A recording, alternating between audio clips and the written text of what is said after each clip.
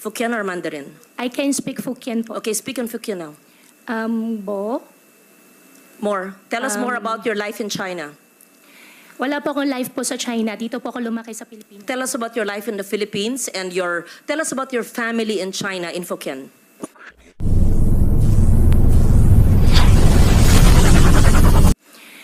Family ko po in No, China. in Fukien. Please tell us about your father who's from China and he used to visit you when you were a child, and the family of your father in China, and where are you from China in Fukien? We have interpreters, and perhaps I can understand a little. Yes po. Guay lao pe tui tai liok lai. Continue. Gua si Tiongkok lang. Gua si Philippine lang. Tell us about your relatives. Pakikwento po ang mga kamag-anak ng iyong ama. San sa bansang Sina ang inyong ama at ano ang ginagawa niyo? Sinabi niyo embroidery, etc., negosyo at mga kamag-anak niyo doon. Tell us. Sen. Lauren, before she answers, Yes. maybe we can ask Ms. Batay, our Chinese interpreter, just to interpret to yes. us what the mayor said. Thank you. Ms. Batay. Okay, so in English, the interpretation would be, my father is from China. I am not a Chinese. I am a Filipino. I mean, you're obviously half Chinese because if your father is full Chinese and your mother you claim is Filipino, right?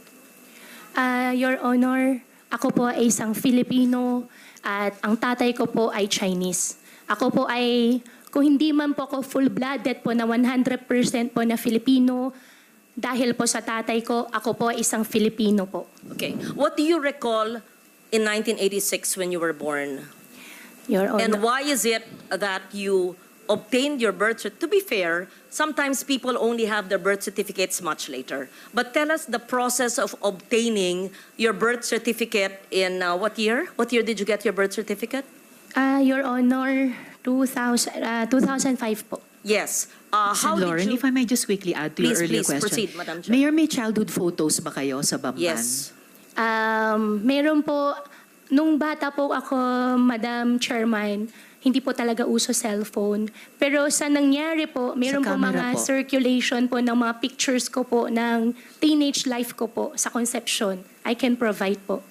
In fact, hindi ko po alam na meron po pala akong ganun picture. Could you kindly give us the earliest photos of yourself and your family and your workmates, playmates in your very exclusive and closed farm that you said, and your relatives in China and your father's relatives, and the time that you were born, 1986, hindi naman, okay, walang cellphone, but you must have photos. And Yes po. proof of your homeschooling. Siyempre, pag homeschooled, meron pa rin yan mga report card, hard copy pa noon, hindi pa soft copy eh. Yes po, Your Honor. Hahanapin ko po yung mga picture po. Pati So, po yung mga tao po, pati po yung mga empleyado po na kasama ko po. what was the situation, Mayor Go, noong 1986 when you were born? Where was your mother? Where were your parents? And sa mga binibisita kayo ng iyong ama at ang kasama niyong lumaki ay sino? Fill in the blanks, please. Your Honor, 1986 po, nung pinanganak po ako, wala po akong any knowledge po.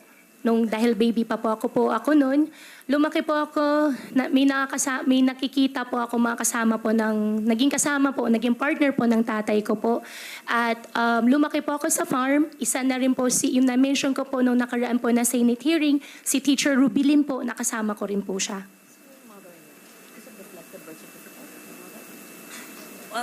Can you please state once again your mother's name? Amelia Leal po, biological mother ko po. And have you ever met her? Hindi ko po siya nakasama. Have you ever met her? Hindi po. From a time you were born from 86, hindi po nyo na silayan. Hindi na po. And tinanong po nyo sa inyong ama o sa mga kalaro nyo kasamahan sa farm? Your Honor, how I wish po I have a perfect family po. No, we lead imperfect lives. So I don't want to intrude on that. I just wanted to make sure. So, sa pagkaalam ba nyo ay Pilipino ang inyong ina? Opo, yan po ang sinabi po sa akin ng tatay ko po. At lumaki po ako dito sa Pilipinas po. At wala rin po, Madam Senador, wala rin po akong ibang citizenship kung hindi Filipino lang po. How did you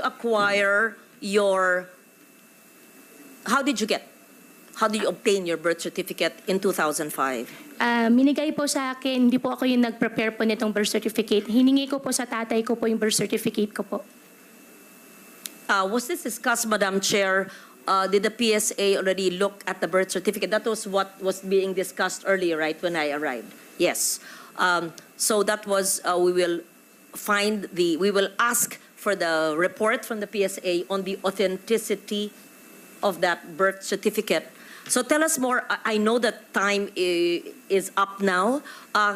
Tell us more in Hokkien, your childhood situation. I don't want to be intrusive, and there's no reason to explain about all of us have imperfect lives, but tell us about your childhood so we get to know you better, and your Chinese playmates, if any, Filipino associates or playmates, if any, and your family in China.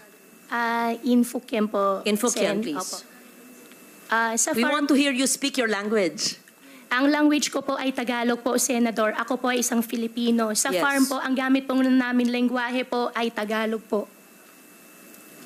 But speak Hokkien. I just want to I hear can it. speak Hokkien po, pero ang Yes. ginagamit po na lengguwahe po sa farm po ay Tagalog. There's nothing wrong with knowing languages. Yes po. If you're good in Hokkien, speak it, right? For Yes after po. all, your father's Chinese and you're half Chinese.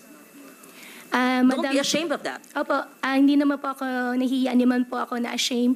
Madam Senador, mas kaya ko po ikwento na mas fluent sa Tagalog kasi yan naman po ang mother tongue ko po kaysa sa Chinese language po. Kaya ako okay lang po na ikwento ko po in Tagalog. Okay, proceed. If you don't like to speak the language of your father, then speak in Filipino. Opo. Briefly, please, Mayor, dahil malapit na tayo mag-suspend for Ay, today. opo, sorry po ma'am. Thank you. Just brief. Apo. Thank you, Madam Chair. Lumaki po ako sa farm. 14 years old pa lang po ako. Nag-aalaga na po ako ng baboy. Ako nagpapaanak. Ako rin po nagbebenta po ng mga fatteners po na nilalabas po ng farm. Medyo, hindi po yung negosyo. Mula po 1986 when you were born, your recollection, 86 to the time you obtained your birth certificate in 2005. Madam Senador po, nung maliit pa lang po ako, nung 1986 po, wala na po talaga akong malala. Although ayaw ko po talaga ma-mention yung word na wala po ako malala, pero wala po talaga No, I'm ako not maalala. asking about the day you were born. Obviously, nobody knows that. Any of us. I said 86 to 205. Between the day you were born and 9 years old, you would have some recollection. Ako nga po, doble ng age nyo. Naaalala ko pa yung childhood ko na ako'y 5 years old eh. Kilala ko pa yung grade school teachers ko eh. Yun lang po. Huwag tayo magpilosopo po dito. I mean, Opo. obviously, I'm not asking you, how was it when you were born? Hindi po. From 1986 to 205. Madam Senador, lumaki po ako sa farm. Kinulong po ako ng tatay ko. Paulit-ulit naman, parang memoryado nyo. Kasi kino-coach ka ng lawyers mo siguro. Just, magkwento, parang kaibigan. Parang nagpunta senador sa'yo, Mayor, kamusta na kayo? Kamusta ang buhay nyo dito? Napana kayo sa farm? How was your life when you were born? Ganun. Sino yung neighbors nyo, playmates nyo, paano yung pamilya, binibisita ka ng ama mo, ganun. Kwento lang. Madam Senador, As a Filipino, as you claim. Opo, gustong-gusto ko po magkwento. Ang playmates ko po doon sa farm ay yung mga dati po namin empleyado rin po. Kamenggo po yung mga tao pero may mga luma, mga matatagal po namin empleyado. Pagbalik ko po ngayon araw, hahanapin ko po sila at sa susunod po na Senate hearing, isasama ko na lang din po Ako, sila. aaralin pa ng mga abogado. Teka po, anything, when I say your first 10 years of your life, the first 9 years of your life, kilala ko pa yata yung isang abogado mo sa likod mo. Anyway, the first 9 years of your life, what is the first image that comes? Tell us about your farm life. Must be a charming, idyllic life, right? Opo, nasalo po ako ng farm. Di pa ako pinag-aral po ng tatay ko po. Ang nagtuturo po sa akin si Teacher Rubilin po na na-mention ko po nung nakaraan na Senate hearing. And how I wish po really, Madam Senador, na I have a perfect life po. No, However we're po, not talking about pinalaki po ako sa farm. imperfections or perfection. Kwento lang nga eh. Opo. 9-10 years po. Siyempre man, Mayor, may maalala, 38 ka lang eh. Opo, sa farm nga po ako lumaki po, Madam Senador. Hindi po naging normal po, hindi po naging normal po I'm yung not buhay ko asking po. normal or it's Madam Chair, I know that time is limited and I would want to get to know the mayor. As I said, we're giving you the opportunity to prove to us that you are Filipino. Opo. We ask you the questions which I would ask normal people. I would ask you, Risa, tell me about your childhood, right? Sure, in our childhood, I talk about my child. Yun lang. Nothing to be defensive about. You don't have to say the same thing. Basta sa farm po, tell us about your child. Ako sa farm. Basta tell us about your child. Sa farm. Ano ba? Huwag tayong robot. Tell us about your childhood. So we're convinced that you have a childhood in the Philippines. And if we ask you to speak about a foreign language, to speak in a foreign language that you are, nabihasa ka, ay hindi, mas magaling po ako sa Pilipino. Ba't may kakaya kung magaling sa Fukien? Kung magaling ka mag-Mandarin? Wala. Maganda nga. Marami ka na lengguwahe. I will leave it at that and I will Opo. ask more questions in the next hearing because ano ba ang ating pinupunto dito? Na dapat ang ating mga ahensya ng gobyerno ay hindi nagpapahintulot ng mga sindikatong kriminal na nagbibigay ng mga peking birth certificate at ibang dokumento na nabibigyan tuloy minsan ng mga Philippine passports o nakakabigay ng ID ng Philippine government agencies na de-deprive tuloy ang ibang Pilipino sa mga benepisyo. At hindi lang yan, maari pa, without judging you or prejudging you, na mahalal sa mga posisyon na maaring maging national security issue. I'm not judging, I'm basing it on what I've heard and read, and I'm giving you the chance to prove that you are Filipino. Yes, so I will leave it at that. Thank you very much, Madam Chair, for the time and the patience, and I would like for her to submit the photos that you requested, the name of the teacher, and perhaps the teacher who helped her homeschooling, names of employees, their full names, photos, addresses, playmates, etc. You must have a neighbor who knew you in the 80s, right? Imposible mo walang may kilala. Hindi pwedeng sumulput ko na lang ng 2005, tapos I'm Filipino, I'm here. Okay. Yun po, I leave it at that. I'm not yet convinced, but I really, sincerely want to be convinced because it would break my heart if we have a foreigner who is an elected official. It would break my heart kung ganon. It's really a national security risk.